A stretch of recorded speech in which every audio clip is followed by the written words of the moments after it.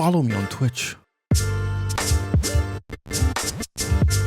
This might be your next XLR mic. This kit is the Maono PM500 series, and Maono totally put all their skill points in quality for that one, and I just hit it. Also, Maono sent me an email telling me that the pronunciation is actually different, but I'm gonna keep calling it Maono. I like it.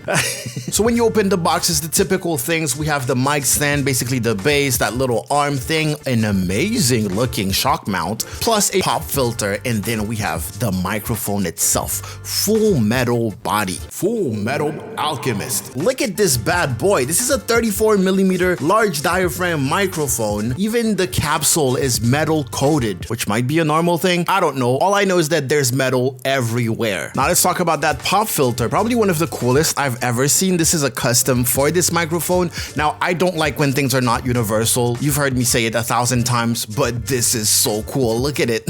This one is not metal though. It doesn't need to be. I think metal probably deals with vibration way worse than plastic does. Nevertheless, it looks dope. And then we have the pop filter with the logo on it, and this one just pops into the shock mount like this. Bam. So this is an XLR microphone. It comes with its own XLR cable. We're going to be testing it with the Elgato Wave XLR because that's the most practical audio interface that I have set up right now. And you'll hear what it sounds like. What you're hearing right now is the Elgato Wave 1 USB microphone. We're going to switch to the MP500 series XLR with the Wave XLR audio interface.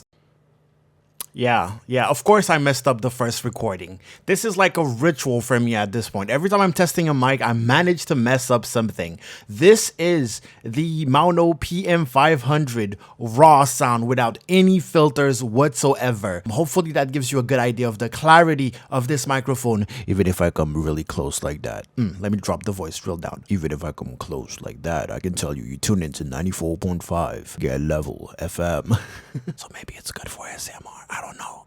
But I'm pretty impressed by the quality of this mic to the point where I feel like I don't necessarily need filters. It does pick up a little bit of noise. I have my PC right there and has fans running, full speed, but it's very minimal. And with a compressor, with a noise gate, you don't even need a noise reducer. Just the noise gate makes it feel seamless. Hopefully that gives you a good idea of how the mic sounds. If I go a little further away though, it starts picking up the reverb. Nothing surprising here. Every single microphone works like that, but it's really at this distance.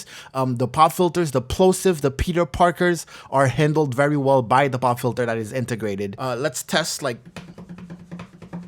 tapping on the table while it's on the shock mount and sitting on the desk at the same time. If I slap my mouse, I am obviously exaggerating. I would never actually slap my mouse like that if I'm playing a game, but it handled it. It handles it pretty well. So this was the PM500 with no filters whatsoever. Raw, plug and play into the Wave XLR, and then boom, that's the quality you get. Now let's add a couple of filters and see if you can even hear the difference. So we're adding the noise gate, a compressor. Now the compressor is on, compressor off, compressor on, and the VST plugin, which is just an equalizer that's going to give it a little bit more bass in the lower frequencies and a little bit more clarity on the highs. I don't know if that's like good. I only tested it a couple of minutes, but basically this is what you would sound like just in OBS, by the way. No voice meter, no external anything, just OBS Studio with, I guess, Marvel GEQ,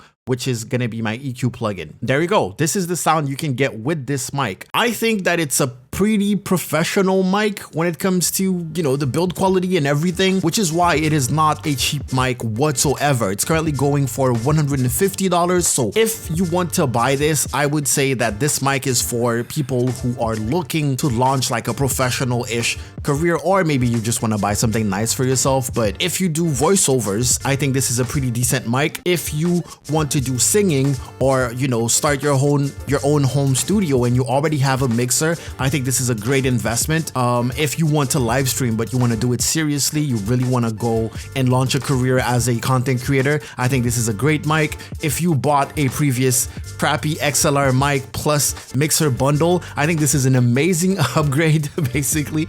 And if you have a crappy USB mic, of course, this is gonna be a good upgrade, except you'll need to also buy a mixer. Overall, overall, I really like this mic. It's, again, very professional. Build quality is really, really high. The clarity of the mic itself is really, really good.